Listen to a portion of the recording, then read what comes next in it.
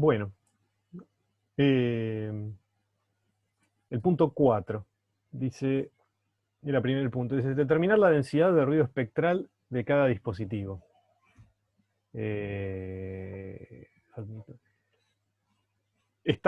¿Saben qué es la densidad de ruido espectral? No. Bueno, yo tampoco. No, mentira. Es la cantidad de ruido, o sea, digamos, eso, la amplitud o la potencia, si se quiere, el cuadrado de la amplitud de ruido que hay por unidad de frecuencia, digamos, por hertz, si se quiere, algo de ese estilo. En un gráfico lo que uno, o sea, hacia lo bruto, es decir, bueno, si yo hago una representación del ruido, de la señal, digamos, de lo que se obtiene con el instrumento en cada frecuencia, es ver cuáles son las fluctuaciones que tengo ahí, ¿no?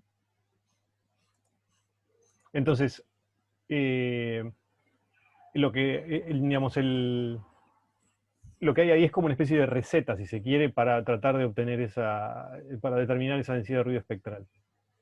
Entonces, lo primero que dice es, bueno, pueden repetir varias veces las mediciones en cada frecuencia y calcular la desviación estándar, ¿no? O sea, es poner el aparato a medir con alguna frecuencia de modulación y obtener, bueno, pedirle varias veces la medida y obtener una desviación estándar a partir de esa medida. ¿Está bien? Y entonces hay que hacer algún tipo de... Claro, sí, barriendo en frecuencia, es cierto, sí, barriendo en frecuencia, o sea, para distintas frecuencias. O sea, el barrido tiene que ser para cada valor de frecuencia. Yo voy a determinar, necesito una cantidad de datos para hacer estadística, para determinar una desviación estándar. Pero sí, la idea es no cambiar otro parámetro. Uy, Se lo saqué porque voy a compartir la pantalla entera. Perfecto. Dicho de otro modo, digo, ustedes ahora están haciendo cosas que son, por ejemplo, agarro y grafico en función de la frecuencia, el valor de la función de transferencia, ¿no? Que lo podemos llamar S. Y ven que, grosso modo, esta cosa se mantiene constante, porque es un divisor resistivo, es aburridísimo. Pero cada uno de estos puntos tiene una barrita de error distinta que ustedes la pueden sacar de repetir esta medición un montón de veces, y como están viendo, justamente como estábamos comentando recién,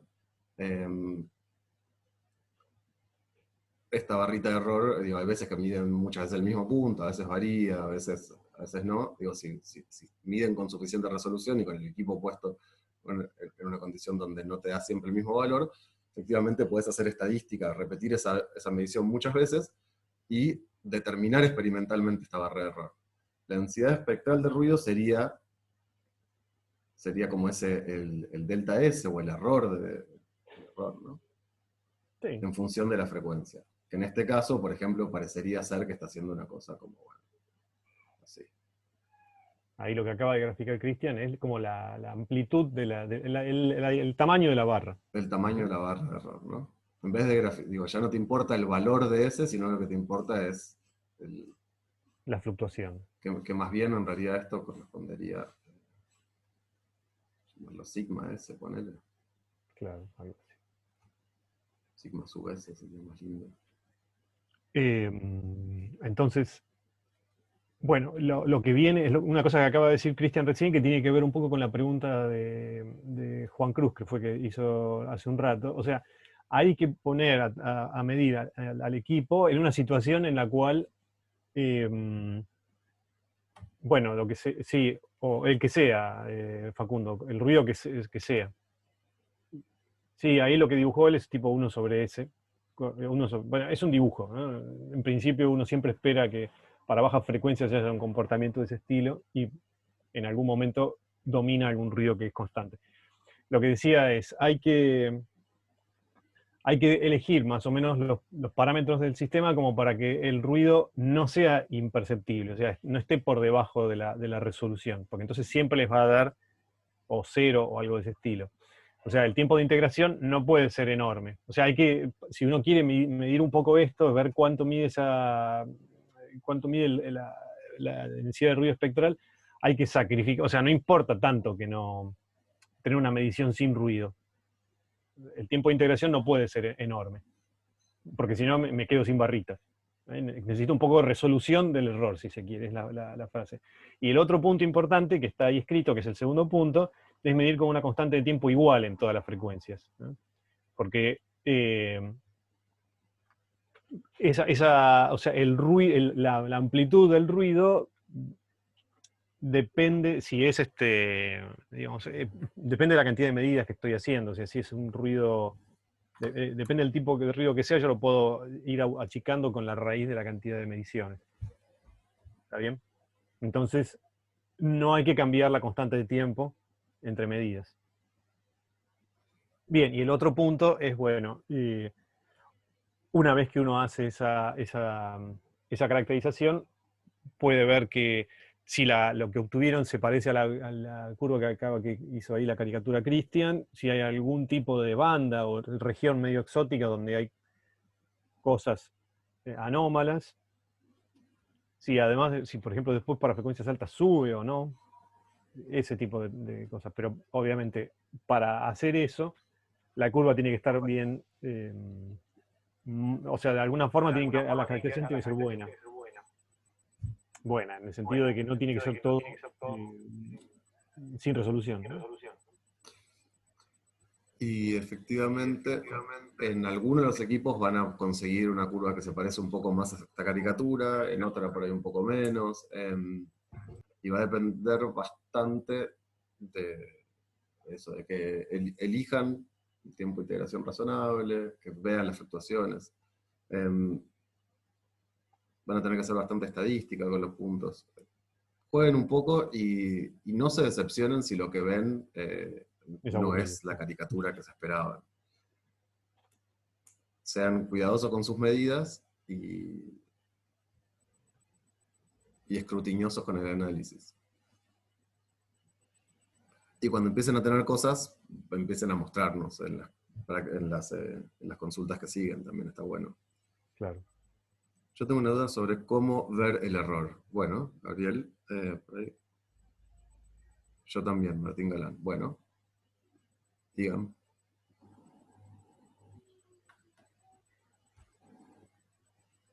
El mismo error, Y nosotros.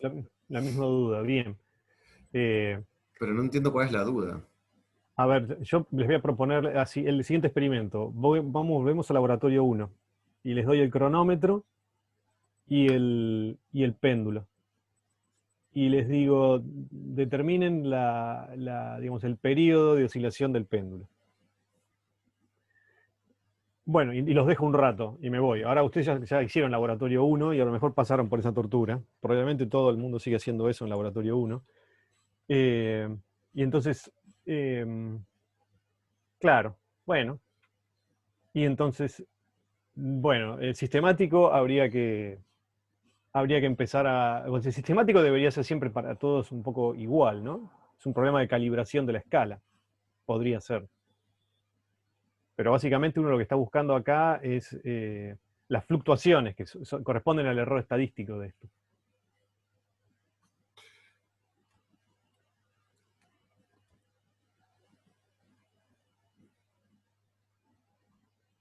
Del instrumento. El instrumento también podría tener una dependencia en frecuencia ruidosa. Entonces, pero se refleja en fluctuaciones.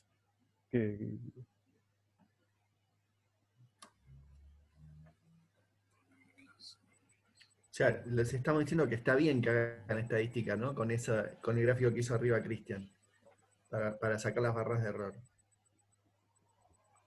Para ahí. Ahora, sí, porque... yo les pediría que abran los micrófonos y hagamos las preguntas. Sí. Hay muchas preguntas de distintos temas y está difícil. Y así podemos interactuar un poco, porque... ¿Ahora se escucha? Sí, hay un poquito de eco de alguno de nosotros, pero sí. La duda es la siguiente, porque, por ejemplo, para el ejercicio 2, que era de amplitudes, teníamos que ir cambiando la sensitividad. Y nada, queríamos saber, porque porque Nico en la clase dijo en un momento que la conexión GPIB era paralela, mandaba de 8 bits, pero que había como un adaptador que le hacía serie y era de 1 bit, para calcular el error este de la sensitividad de resolución y poder compararlo con el estadístico y ver. Bien, toda la parte de la comunicación de 8 bits y de 1 bits, pero en realidad son 8 bits pero multiplexados en el tiempo, no es que se vuelve 1 bit. Todo eso no tiene nada que ver con la resolución del equipo. Pero cuando vos mandás 8 bits, eso es un byte, y vos podés mandar secuencias. De hecho, si vos mirás la respuesta que te da el instrumento, es un número de muchísimo más que 8 bits. Ese es de 16, 32 bits, no sé. Pero lo que hace es te va mandando un byte de información, otro byte de información, te los va mandando de a paquetitos. La resolución del equipo y la cantidad de bits o bytes, o el tamaño de los bytes que se usan para la comunicación son cosas independientes. Claro, eso te dice cómo es el protocolo de comunicación entre el equipo y la computadora o lo que esté conectado del otro lado. Y eso, digamos, si bien uno puede conocer el detalle más o menos de cómo es ese protocolo, se supone que ese, digamos, está armado para que vos en el equipo, digamos, de destino, en el receptor, vos obtengas la misma información que el loquín era capaz de mostrarte en su panel frontal. Te voy a contar una historia divertida que leí hace poco, que tiene que ver con algo que hice el fin de semana. El fin de semana tiré un globo atmosférico, un globo meteorológico, que subió a 20.000 metros de altura. ¿Esos que van allá arriba? Sí, Wow. con unos Sí. amigos. Si alguno chusmea en mi Twitter o en mi Instagram, van a ver un montón de historias y Voy a cosas buscar. contadas. Y para uno de los sistemas de rastreo que usábamos es un sistema GPS que usa comunicación satelital, ¿no? Recibe la posición de un satélite y comunica la posición a través de un sistema de telefonía satelital. Ahora, eso es un paquete cerrado y es un servicio que vos contratás de telefonía satelital, de alguien que te vende esa cosita entera. Y un tipo agarró y dijo, bueno, pará, en realidad vos acá lo que tenés es una máquina que recibe de un sensor GPS cierta información y la transmite como si fuese un SMS. Y lo que hizo fue decir, bueno, ¿cuál es la resolución de mi GPS? Y él vio que la resolución del GPS tenía 8 bits de información, perdón, 8 bytes de información. Y lo que se transmitía tenía 10 bytes. Entonces en realidad había 2 bytes que se transmitían al pedo, y que él, hackeando eso, podía agarrar y meter algún byte extra de información, como por ejemplo la altura y demás, y usar el mismo sistema que en principio estaba hecho solo para transmitir información de la posición, para transmitir alguna otra información que estaban midiendo dentro del globo. Altura, presión, intensidad de radiación. Pero va esta anécdota a contarte que hay una cosa que es la resolución de una medida, que en este caso es cómo vos determinás una posición, y otra cosa es la cantidad, el tamaño de tu registro de memoria que vos usás para una comunicación. Claro. En general lo que querés es que el tamaño del registro para usar una comunicación sea al menos del mismo tamaño que tu medida, o si no más grande. Si es más grande, bueno, tenés un lugar extra para guardar más información, y de hecho si lo hicieras de manera eficiente podés. Entonces, posta que el tipo recibía en el servicio las coordenadas, y los últimos 2 dígitos de las coordenadas no eran una coordenada, que eran unos últimos 2 dígitos que no tenían sentido, porque te decían la posición al centímetro, y nadie necesita saber la posición al centímetro.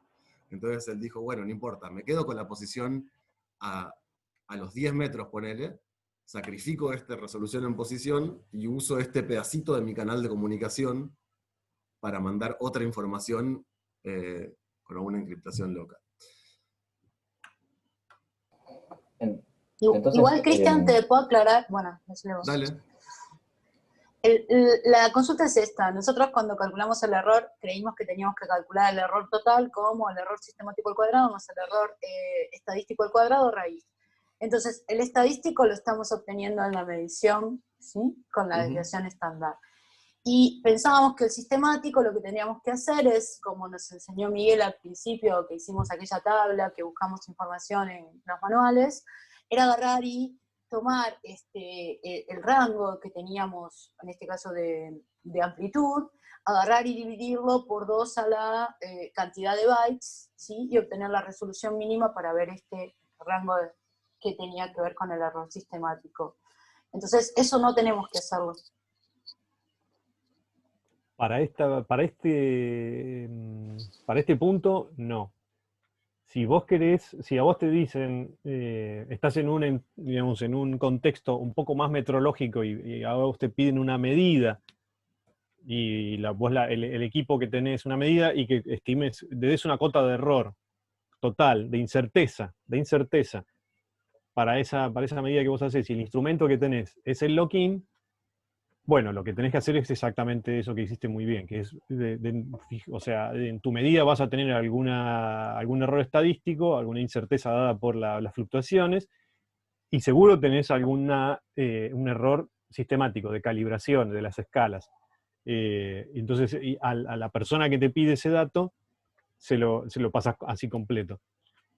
En este caso, no estamos tan interesados en la parte, digamos, en el valor absoluto, sino en, o sea, vamos a decirlo al revés.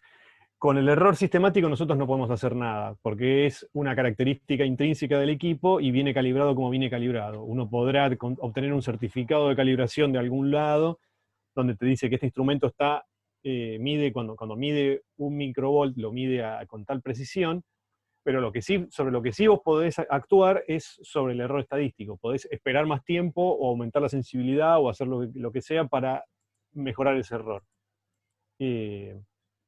Entonces, Perfecto. esa parte del error es la que importa en este punto. No sé si alguien quiere decir algo más, me parece que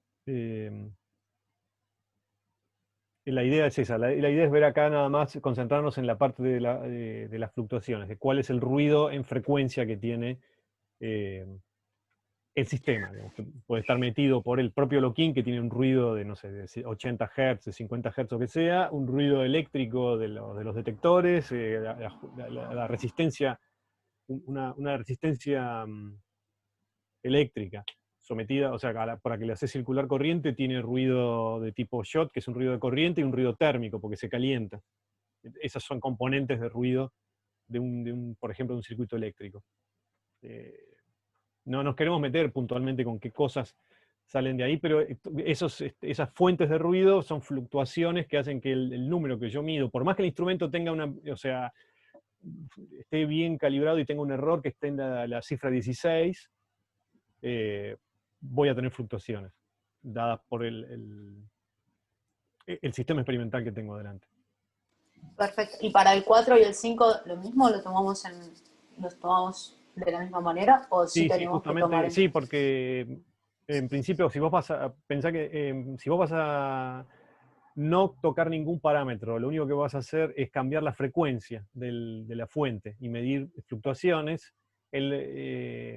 la curva esa, si vos le agregás el ruido del instrumento, en principio va a estar un poquitito más arriba, un poquitito más abajo, no más. Pero va a tener la misma forma. La misma forma, exacto. Gracias. De nada. Sobre la actividad 5, quizás me parece que es mucho más de ahí de lo que vos tenías, Cristian, compartido. Ahí va de vuelta. Quizás es más directo, pero igual que un mínimo comentario, ¿no? Es más directo, digo, porque ustedes hicieron en la actividad anterior, donde básicamente simulaban el lock-in en Python. Creo que eso ayudó mucho, por las charlas que estuve teniendo con ustedes, a entender cómo funciona el lock-in. Y en el punto 5, en la actividad 5, recuerden que pueden elegir una de las dos. Si hacen las dos mejor, pero con una están bien. En la actividad 5, básicamente van a hacer experimentalmente lo que estuvieron haciendo de forma sintética o con la compu, ¿no? Y eso está bueno porque más de uno estaba pidiendo esa conexión entre lo que hicieron antes y lo que pueden hacer ahora. Entonces, esto de determinar la respuesta es exactamente esto, ¿no? Entonces, en la señal que está mostrando ahí Cristian abajo a la derecha, tienen un salto, ¿no? En la salida pudieron demodular un salto en la señal. Entonces, lo primero que tendrían que preguntarse es, bueno, ¿qué puedo hacer en el lock-in? ¿Qué le puedo decir al lock-in para que cambie así la señal? Creo que la respuesta es más o menos clara, si no lo charlamos, pero Entonces, le doy una instrucción al lock-in y cambio la altura de la señal. Y después de eso quiero ver la respuesta del filtro. En la actividad se propone medir con una resolución temporal mayor que el tiempo del filtro. Ese mayor es lo único que podría eventualmente generar algún conflicto en la interpretación, creo.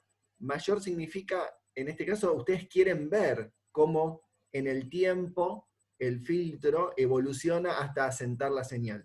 Para ver esa evolución en el tiempo, entonces, no hay que dejar pasar el tiempo que el filtro necesita para asentarse, ¿no? Si ustedes ponen un tiempo de integración de 1 segundo, y miran qué pasa a los 3 segundos, el filtro ya hizo su trabajo y van a encontrar la señal estable. Si ustedes quieren ver la forma de esa curva, entonces para ver esa forma van a tener que preguntarle al lock-in qué está pasando con cierta ansiedad, con una frecuencia más alta que la que en realidad uno estuviera usando si quisiera simplemente ver en qué valor quedó. Entonces, preguntar con una resolución temporal mayor es preguntar con una frecuencia más alta, es preguntar más veces, es preguntar cada intervalos de tiempo más cortos que los tiempos que el sistema necesita para sentarse. Si uno hace eso, va a poder levantar curvas como las que mostró cuando mostró el diagrama de voz de Cristian, y en esas curvas entonces van a poder ver ese cambio. El segundo punto de esa actividad es básicamente, bueno, cómo cambia esa curva con el orden del filtro, cosa que también pudieron estudiar en el código, que ya saben qué esperar, ya saben cómo la frecuencia de corte efectiva, ¿no? De alguna manera se ve modificada por el orden del filtro que ponen, entonces ya saben qué esperar cuando levanten esa curva con mucha resolución temporal, de vuelta, preguntando muy seguido, cuando cambien el orden del filtro. Así que es una buena actividad para machear completamente lo que hicieron en la actividad anterior con esta. Y quizás el único comentario extra ahí es que estaría bueno que quede bien claro por qué esto de que reducir el tiempo en el que pregunto me permite ver el transitorio del filtro, mientras que aumentarlo hace que no. Esto de que hay un tiempo de integración es que hay una ventana en la que estoy integrando. Ahí no me estoy viendo a mí mismo, entonces... Pero ¿no? sí, te falta una mano. La estoy usando para verme. Ahí. Entonces, en esta ventana está la señal, ¿no? Entonces, lo que pasa un poco cuando uno integra es que en esta ventana está toda la señal que yo estoy integrando. Si el tiempo evoluciona, entonces entra información nueva en la ventana y se va información vieja, ¿sí? Como en el equilibrio de Boltzmann, ¿no? Donde entran cosas y salen otras. Entonces uno está siempre promediando acá.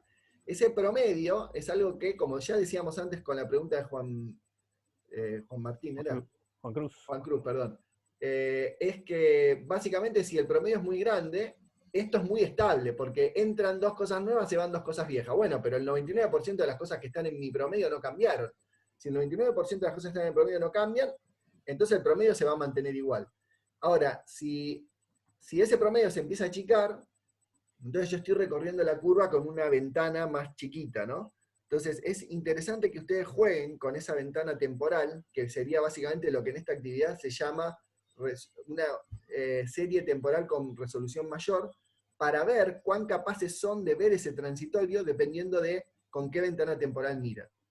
Está claro que una ventana temporal infinito es Homero en el capítulo, ¿no? En el que se queda pensando la respuesta y cuando contesta el tipo ya no está. Eso es un tiempo infinito. Un tiempo corto es un tipo súper ansioso que le pregunta a Loquín, ¿y cuánto te da? ¿Y cuánto te da? ¿Ya usaste el filtro? ¿Y cuánto te está dando? Che, ¿y ahora cómo está? Ya llegamos, bueno, ya llegamos. En este caso, uno ve la evolución, pero el filtro está diciendo, bancame que termine de hacer lo que quiero hacer. Bueno, ustedes van a jugar más a lo segundo para ver la evolución, y creo que es una buena actividad para terminar de conectar lo que aprendieron antes con lo que pueden hacer ahora con un instrumento de verdad.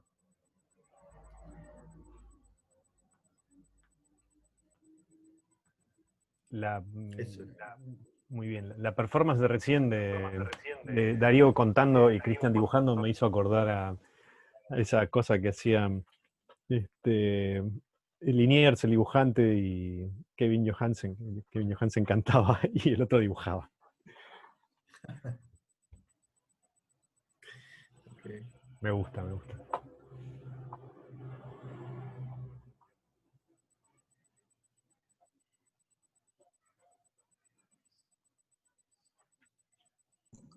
Hola, ¿se escucha? Sí. Sí, Yo tengo una duda de este que estábamos hablando del ejercicio 4, uno de los para elegir, que no o sea, nosotros calculamos, o sea, medimos la función de transferencia y a eso le aplicamos una transformada o medimos directamente en función de la frecuencia.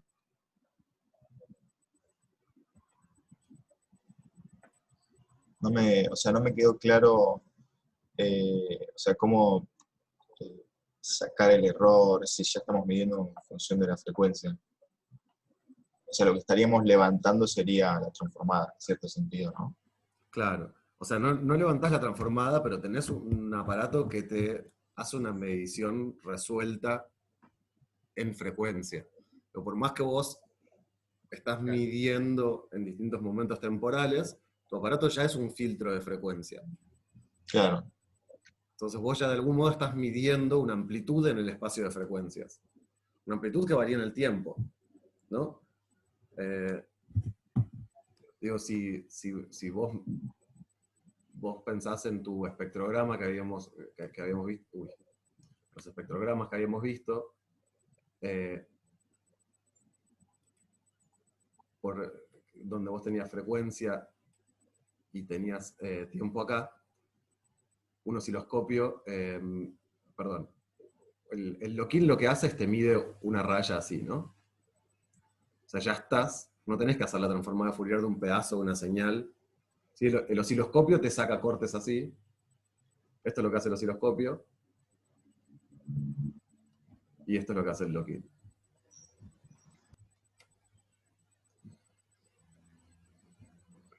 Entonces vos haces, en el osciloscopio medías distintas pantallas en distintos momentos, y esas distintas pantallas, o vos tenías toda tu tenías toda tu serie temporal, ¿no?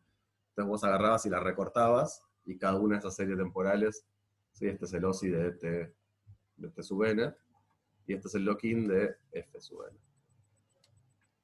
Y en tiempo mide para allá. ok. Y, O sea, en realidad esto es la FFT del osciloscopio, ¿no? Vamos a ponerlo bien. ok. Y, Pero en el caso del lock-in es eh, sí.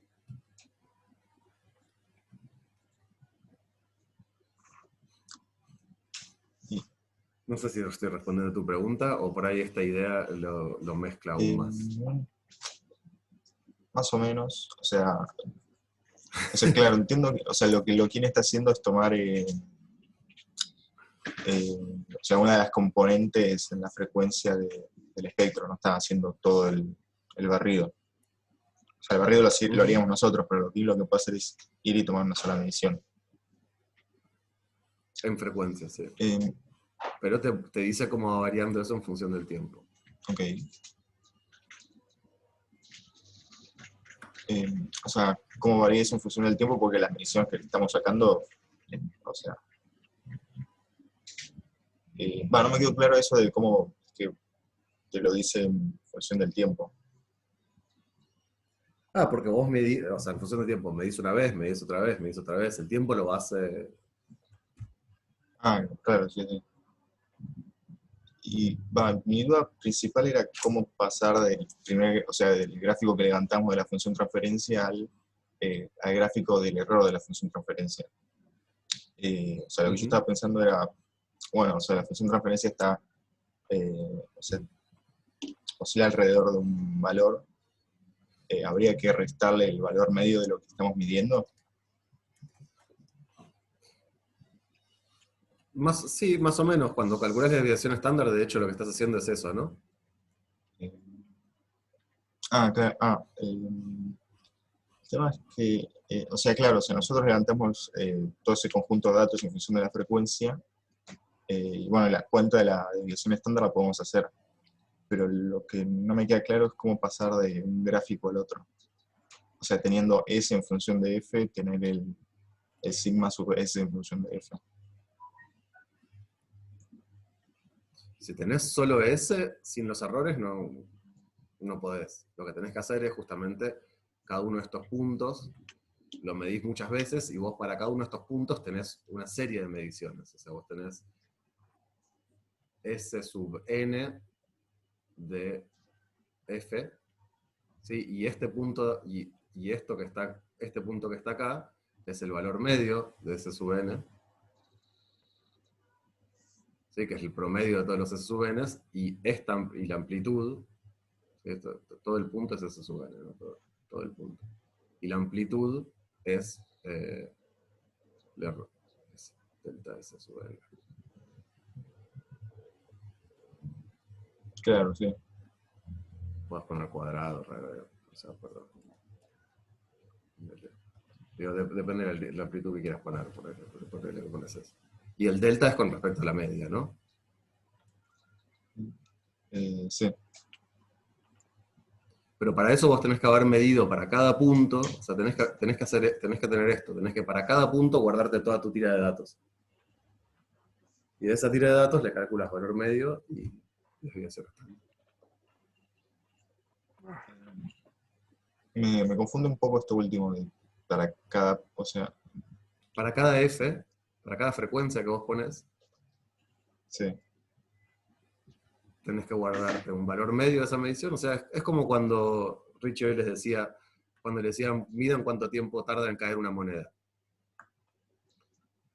sí, Vos eso lo podías hacer para distintas alturas, ponele. Entonces, para cada altura mediste 30 veces. Entonces, esas mediciones de 1 hasta 30 son el S sub 1, S sub 2, S sub 3, S sub 4, S sub 5, S sub 6. Son todas las mediciones que hiciste para esa altura.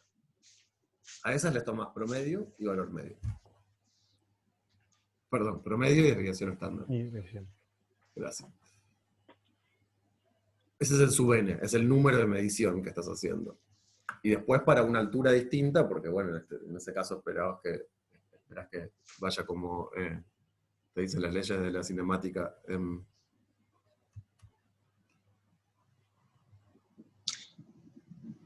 ok, entonces, o sea, habría que repetir esta medición haciendo un barrido varias veces, por ejemplo. Puedes hacer un barrido varias veces o podés por cada punto del barrido quedarte y medir muchas veces. Claro. No hace falta, a lo mejor. O Sí. sea, hacer un estadístico para cada frecuencia. Perdón. Perdón, hacer un estadístico para cada frecuencia de las que tomemos para hacer el barrido. Exacto. Ah, claro, sí. Entonces, claro, lo que estaríamos midiendo sería o sea, la función de transferencia para una dada frecuencia en cierto tiempo, para obtener toda esa tira de datos. Sí. Escrito en pseudocódigo, ustedes lo que hacen es for f in frex set frec, y ahora pones otro punto. Por, sí. Otro for n in número rep. Acá pones wait algo, porque querés esperar entre medición y medición, no querés hacer una medida atrás de la otra para que sean estadísticamente independientes, ¿no? Por lo menos tenés que esperar tu tiempo de integración si querés que sean estadísticamente independientes. Claro. Y ahora sí ya pones resultado Es un vector, ¿no? Con de N. f, porque es la frecuencia que me diste, y n, o sea, acá lo puse como matriz, ¿no? Pero podría ser, es igual a meas, ¿sí? O podrías agarrar y decir, no, pará, me voy a guardar toda esta información, yo no quiero guardar toda esta información. Solo Ahí N. tenés. Entonces lo que voy a hacer es, voy a medir así, y entonces termino el loop, perdón, resultado de n. Y entonces acá yo ahora pongo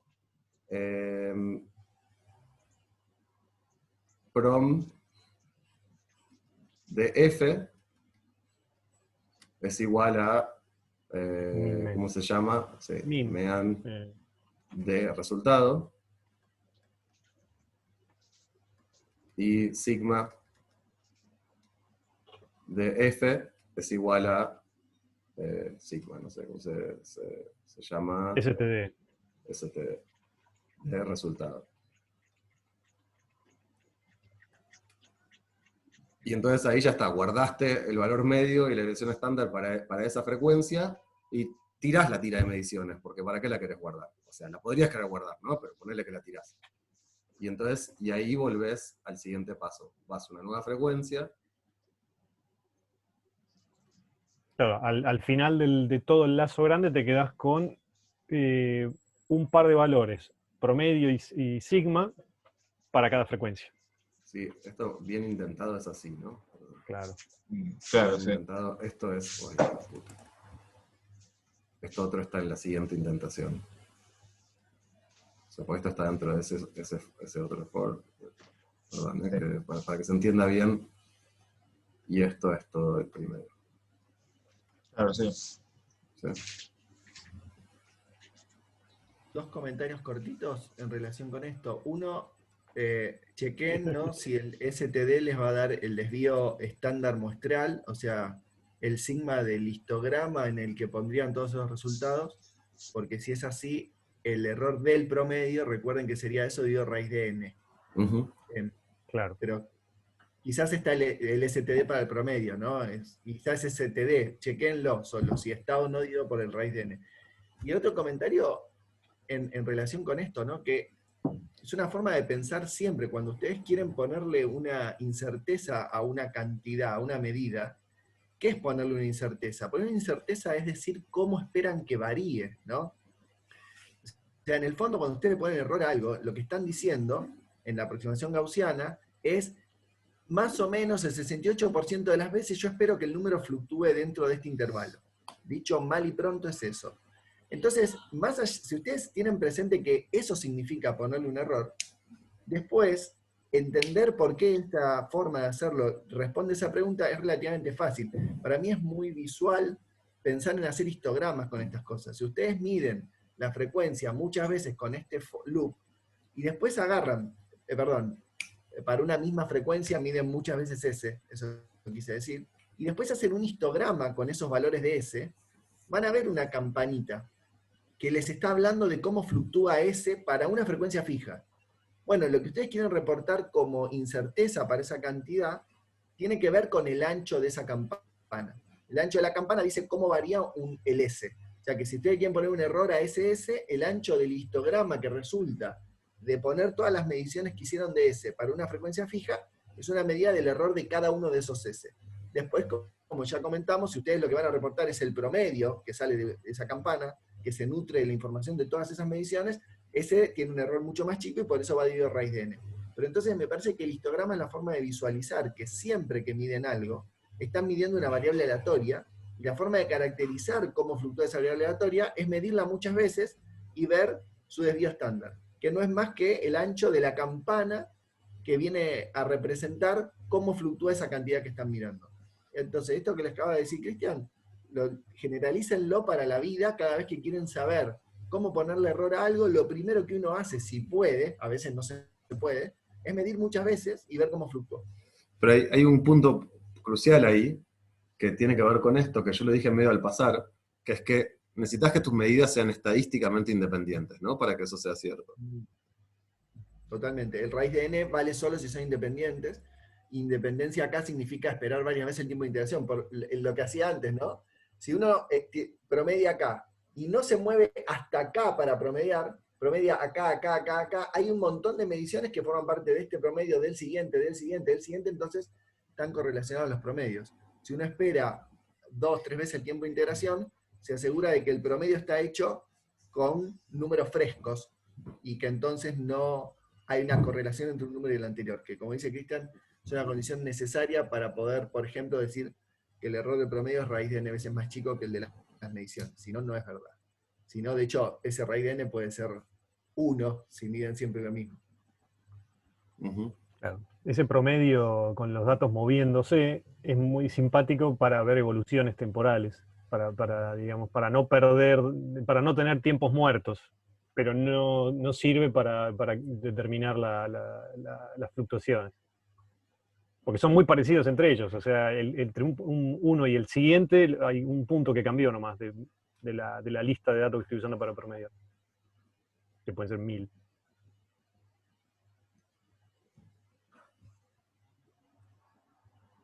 Ok. Bueno, dijimos 20 minutos y terminaron Suena siendo bastante. 40. Pero me parece que estuvo bien esto. No sé si hay alguna otra pregunta general, porque la verdad que la vez pasada no habíamos pasado los puntos 4 a 5. Y me parece que tienen cierto grado de complicación que se iban a encontrar todos cuando quisieron hacerlos. ¿Alguna otra cosa sobre esto? Sí, son como es preconsultas, como se dice ahora, ¿viste? Preconsultas. Precausas, precrimen. Sí, el 5 es poner un escalón. Pones un escalón en el generador de funciones y ves la respuesta en el loquín. Un pulso podrías hacerlo, pero corres el riesgo de que el pulso sea muy corto y te quede borroneado por el tiempo, ¿no? Con un escalón, o sea, en un pulso pensá que son dos cambios, ¿no? Uno para arriba y después otra vuelta para abajo. Y eso puede ser que digamos, los tiempos de integración te lo liquiden.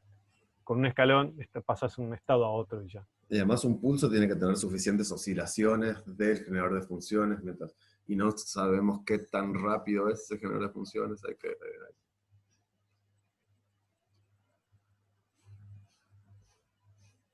Un paso. paso del orden. Donde hay, no sé a qué... Varían en Algunos algunos pasos pasos. algunos pasos.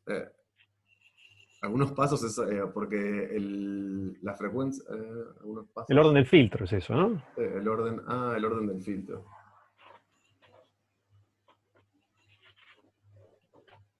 Sí, es Bueno, el orden o del sea, filtro. eso sí, sí. ¿Se entendió? ¿Quién estaba haciendo la pregunta? Francisco.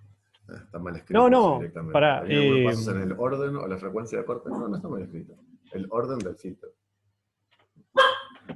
Y la pregunta si es que qué pasos es que elijan distintos valores. La frecuencia, Claro. el filtro no lo pueden variar continuamente ni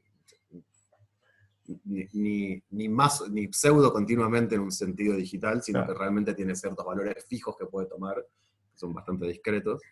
Sí, hay 4, 5, 6, no sé, valores digamos, dependientes del filtro. Esa es la idea del paso, nada más. E inclusive Y si con, vos lo podés variar de manera continua, por ahí no querés hacer un escaneo continuo, que decís, bueno, quiero medir a valor 7, a valor 14 y a valor 28, para tener ciertas, como había dibujado más o menos acá, esto. Una curva que se vea como la verde de la derecha, una que se vea como la azul que estaba, y otra que se vea como la verde de la izquierda. Entonces un yo creo filtro que que es muy lento y otro filtro que... la filosofía es que en el mismo punto te pregunta variar de algún paso el orden o la frecuencia de corte. Habíamos hablado que la frecuencia de corte tenía que ver con el tiempo de integración. Corregime, Cristian, si estoy interpretando yo mal las cosas, pero o sea, lo que la idea, la filosofía detrás de eso es establecer una condición donde tenés una frecuencia efectiva de corte muy baja, una intermedia y una muy alta, y comparar esas situaciones. Por ejemplo, como es lo que en el espíritu del gráfico que está ahí compartiendo en pantalla. Uh-huh. O sea, no hay que hacer un barrido exhaustivo por todas las condiciones digamos, de tiempo de integración ni de orden de filtro. Tampoco es Sí, porque hay que usar 3 nomás, pero... les voy a dar nada más una cosa para que jueguen si quieren. De hecho, pueden hacer más de un paso subiendo y bajando. Y si hacen para bastantes filtros distintos, pueden tratar de mostrar todo eso en un tipo de gráfico muy bonito que se llama waterfall plot. Pensé que ibas a mostrar el manual del otro del loquín japonés, alemán. No, lo que mostraría para waterfall plot es algo que si no saben lo que es, voy a sacar esto y voy a buscar. Tenemos un ejemplo. Ay, mierda. Tiene un nombre muy tranquilizador. Sí. Gráfico New Age.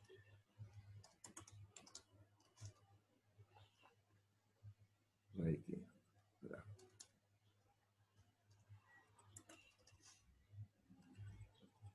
Que muchos por ahí conocerán de